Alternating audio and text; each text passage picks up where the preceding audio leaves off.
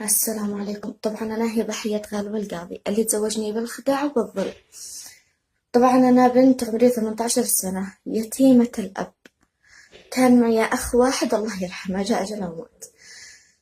فجاء غالب القاضي صلح لنا قبر أخي بعد وفاة أخي. ما كنا نعرف غالب القاضي إلا من عبر الجيران، كلموا وجاء صلح قبر أخي وهذا. ودرينا وقتها انه يعني فاعل خير، لانه ما كناش نعرفه من قبل. درينا انه فاعل خير بعد ما صلح قبر اخي راح بعد حاله. واحنا حين احنا مكارف لحالنا، احنا كنا معتمدات على اخي في ايجار وفي كل شيء. تراكم علينا ايجار البيت بعد اخي. فجلس فترة واتصل بنا غالب القاضي بيسأل كيف احوالنا من بعد وفاة اخي وكيف. قلنا له والله ان الحال يرثالها وانه الحمد لله تراكمت علينا ايجار البيت. قال بدل ما انت جالسة هناك وصاحب البيت عيخرج كان ومدري وش، ايش رايك نجلكن في الحديدة، لانه مكان عملي في الحديدة ما شافهم شفلتكن. ابصر لكن بيتنا على نظري يقع رخيص وانا اسجلكن في منظمات خيرية وكمان في السلات الغذائية حقي. فرحنا قلنا حلق لقيت عن قال انا غير بيت رخيص. قالوا عبسر لي وظيفة، الحين هو في الحديدة يعني مكان عمل وهكذا. عبسر لي وظيفة واشتغل هناك في الحديدة. قلنا تمام. جلس هكذا يومين واتصلنا قال قد لقيت لكن بيت بحدود 20,000 مع الماء والكهرباء. فرحنا قوي. قال وانتي بشوف لش وظيفة تشتغلي وكمان بسجلكن في المنظمات الخيرية وفي السلات الغذائية حقي وما شافكن شفلتكن قد انتي بنتي وهذيك اختي. قلنا سابر جزاه الله خير. قلنا طيب. قال خلاص احنا بعد تحركوا. قلنا ان شاء الله خلينا بس نبيع حقنا المجلس بحق النقل نقول للحديدة. قال ما عليكن، الإيجار أنا قديت لك المقدم حق 3 أشهر وحق النقل علي لا تهمناش. أنا قد نفعل خير مع الناس كلهم ما بحنا بشبكن. قلنا جزاه الله خير. بكرنا اليوم الثاني بزينا عفشنا وتوكلنا على الله. قلنا يعني عن وصلنا بيتنا قد البيت جاهز. قال جاهز وديت له مقدم حق 3 أشهر مع باقي اللي تدخلن بيتكن والباقي علي. أنا عاد أسجلكن في منظمات خيرية وفي السلات الغذائية حقي وش بسلش وظيفة واشتغلتي وعشتي وأنا ما شافكن شفلتكن. قلنا يلا جزاه الله خير وفرحنا من البهذل في صنعاء. يعني ما لقينا لنا لا رضي صاحب البيت يصبر علينا بالإيجار ولا شيء، نتراكم علينا الإيجار. توكلنا الحديدة واحنا قد احنا يعني واثقين برجل الخير غالب القاضي انه يعني رجل خير ودين وباي يفعل معنا المستحيل مثل ما يفعل مع الفقراء والمحتاجين الثانيين. لو ما وصلنا الحديدة وصلنا الليل. وصلنا قلنا يلا بنتوكل للبيت. قال ما عليكن هذا الساعة ما يصلحش نسير البيت هذا الوقت لأن عاد الكهرباء بيصلحوها. قلنا اوكي. قال معي أنا غرفة وحمام منعزل صانكم الله وعز قدركم. معي أنا غرفة وحمام منعزلة، خذوا عفشكم لا بينها وجلستن للصباح والصباح ننقلكم لبيتكم. أمد لو ما ننظفه ونجهزه. قلنا ترى نقدر نسوي مقام أبي ويلا وفاعل خير. بزينا عفشنا ودخلنا غرفة الحمام المنعزل الذي عنده صانكم الله. والصباح قلنا يلا بنتحرك البيت. قال اعذروني جت لي حالة سرطانية طارئة في حجة، يعني واحد في السرطان حالة طارئة بيصير يشوفه. قال ضروري يصير الآن فسوي مقابلة معه. قلنا وكيف مشان البيت؟ قال برجع في نفس اليوم يعني مغرب وأنا هنا أنا أصوره هذا واجي. قلنا طيب. رجع قال شوفين أنا مصور حقي بصراحة ما خليته يجي حين أنتن في البيت هنا ما يصبرش يعني حين أنتن مكالف خليته يرحله، لكن أنتن بتفعلن خير وتصورني قد أنتن تكسب لكن أجر. قلنا يلا إنسان قد فعل معنا خير وفعل معنا هذا المعروف واستأجر لنا البيت هذا بنرد لها الجميع. يا رعلا قد زي أبي مش مشكلة. رحت أنا وأمي معه لا حجة على أساس نصور الحالة وحين نرجع بنرجع للبيت حقنا. لو ما وصلنا لحجة شفناها عبر من حجة ما وقفش. قلنا لو وصلنا حجة أني عتصير. قال الحالة نقلوها لها صنعاء وندري ويش. قلنا يلا بالخير. قال خلاص لو انت معي قد انت في الطريق خلنا نواصل. كم ما قد هذا كملنا ونرجع في نفس اليوم لا تقلقنش. قلنا سافر خيرة الله، قد احنا في الطريق.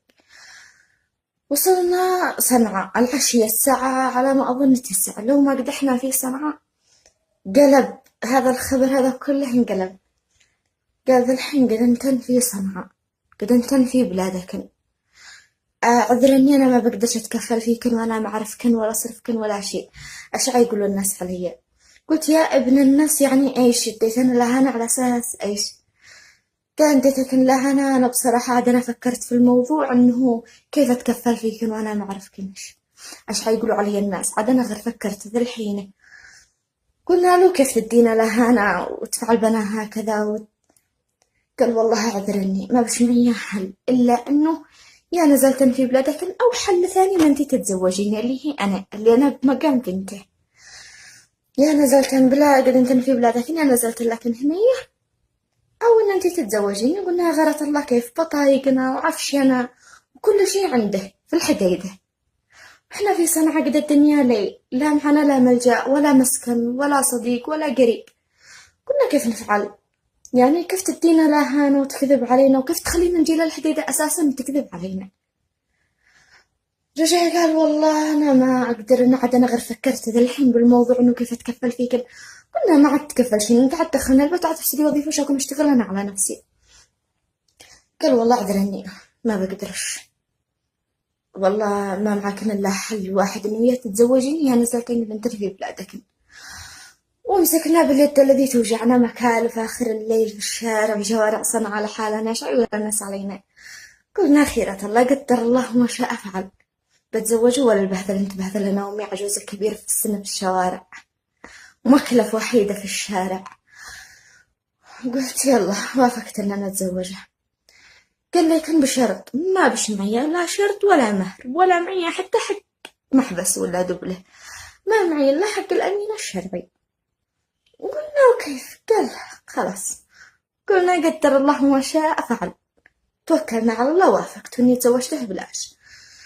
صرنا بنفس الوقت خلى المصور حقه صدام الدوح، لأنه أنا على ما قلت لكم إني يتيمة الأب وما بش معي أخوة الله يرحمه أخيه مات وما بش معي عمو، وخلى صدام المصور حقه صدام الدوح اللي بيصوره اتصل له وخلاه يجي أوكله بنفس اليوم بنفس الوقت عقدنا. خلاه إنه يجي على سبيل إني أوكله بعقد الزواج حقي، لأنه ما بش معي أنا أخ أوكله. وكلت صدام وودانا لعند الأمين الشرعي ورحنا في نفس الوقت. وكلت صدام وعقد لنا صدام من فيه.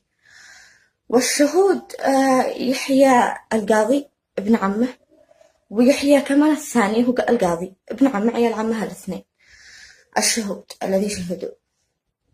ويلا كملنا وعقدنا ورجعنا الحديدة بنفس اليوم.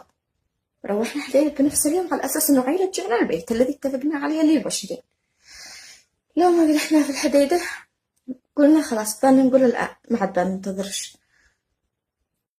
قال ما عاد 6 شهور أصحاب البيت هذا الذي ب20,000 ما عاد 6 شهور ويهم، لكن ما دام قد انتي مرتي أنا عاد أستأجر لك انتي الشقة الذي جنبي. طبعا أنا مدخل الشقة هذه اللي عايز تأجرها وحقها الشقة مدخلهن واحد.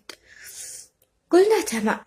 بعد ما استأجرها وسكننا بعد زواجنا بكم يوم استأجرها، وما عاد سديتش أنا وياه من كثر الأهان والضرب حنكت، وجلست أتابع وإنه ما بش فايدة بعده ما بش أمل.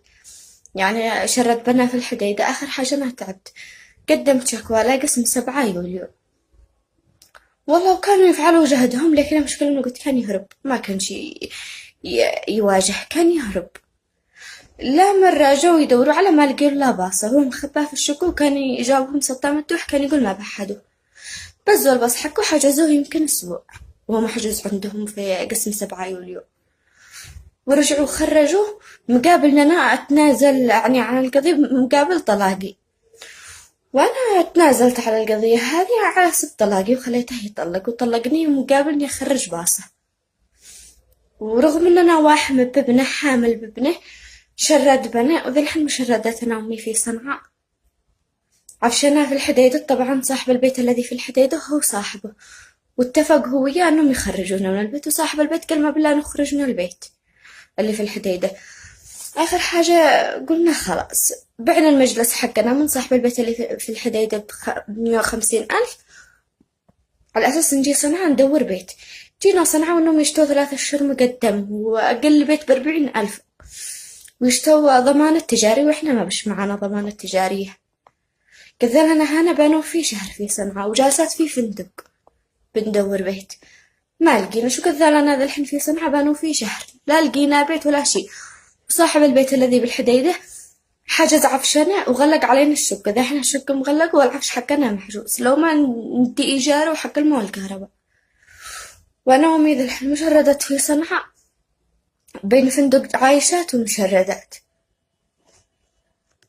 رغم إنه قد بيعنا نص عفشنا، بيعنا دبة الغاز، الطاقة الشمسية، المجلس، وآخر حاجة بعنا في صنعاء تلفوني.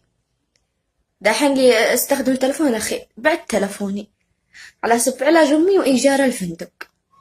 دحين إحنا مشردات أنا وأمي وكل بسبب غالب القاضي.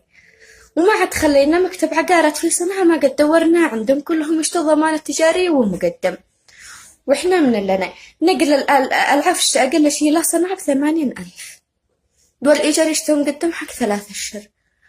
إحنا من لنا ما قد خلينا مكتب. هبط ابني هبط الجنين عليا من كثر السير والجاي، ومعي أمي مريضة من مستشفى لا مستشفى. وهذا قصتي مع غالب القاضي الذي شرد بنا وبهذا البناء، والمكلف مكلف الجميع.